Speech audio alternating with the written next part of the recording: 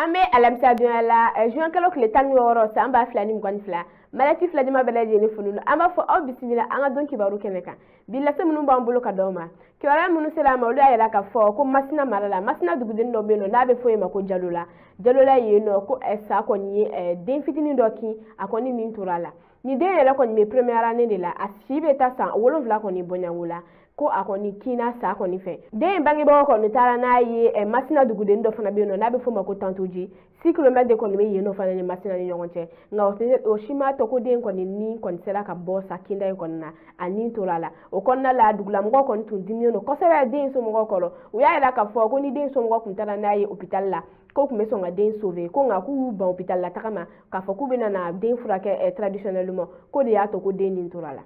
kɔfɛ kibaruya wɛrɛ b'an bolo ka d'aw ma o de ye k'a fɔ Kati kunun ko accident dɔ kɔni kɛra entre midi yanfan ninnu kɔni a yira k'a fɔ ko mototigi fila de kɔni ye accident cause maa 3 kɔni blessé la kosɛbɛ maa 1 kɔni nin tora accident na o kɔnɔna la Kati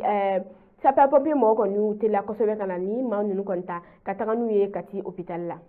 kibaruya wɛrɛ b'an bolo ka d'aw ma o de ye k'a fɔ ko sugu kɔnɔna ka gɛrɛ de gɛlɛya da ye population ko k'a b'a ɲini autorité maaw fɛ u ka fɛɛrɛ tigɛ min b'a to nɔgɔya kɔni bɛna dɔɔni barisa ko ɲɔ kɔni 100 kg o bɛ taa 8000 na kaba kɔni 100 kg kɔni fana bɛ taa 5000 fo ka taa bila 7000 la ko u b'a ɲini autorité maaw fɛ u bɛ se ka nɔgɔya nati sugu kɔnɔna la cogo min na tiɲɛ do crise b'an kan wa jamanadenw yɛrɛ kɔni b'u ka ɲɛmaaw kɔni kɔ nka nin situation fana min kɔni fana ma nɔgɔ cogo si la k'u ka essayer k'a lajɛ dɔ bɛ se ka bɔ ninnu kɔni prix la cogo min na kibaruya wɛrɛ b'an bolo ka d'aw ma o de ye k'a fɔ a fɔra ko armée kɔni ka montée puissance kɔni bɛ ka kɛ kosɛbɛ bɛɛ lajɛlen b'a la k'o ye fana nka a yɛrɛ k'a fɔ ko insécurité kɔni fana barika bɔlen don kosɛbɛ Mali kɔni centre yan fan na ko sɔnni u b'a la ka don sud yɛrɛ kɔni fanfɛla fɛ barisa ko hali bi douanza kɔni kɔnɔna la maaw kɔni t'a la ka se ka tɛmɛ ka bɔ douanza la ka taga Boni barisa jatigɛ wale tabaw bɛ yen nɔ maaw kɔni t'a la ka se ka voyager comme il faut insécurité y'a sababu ye autorité mɔgɔw kɔni k'a lajɛ kosɛbɛ u bɛ se ka na ni fɛɛrɛ min ye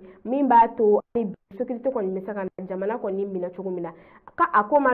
dɔɔni don nka u k'a lajɛ hali bi barisa mɔgɔw kɔni tɛ ka se ka circuler comme il faut insécurité kɔni y'a sababu ye la minnu b'an bolo ka d'aw ma aw kan bɛn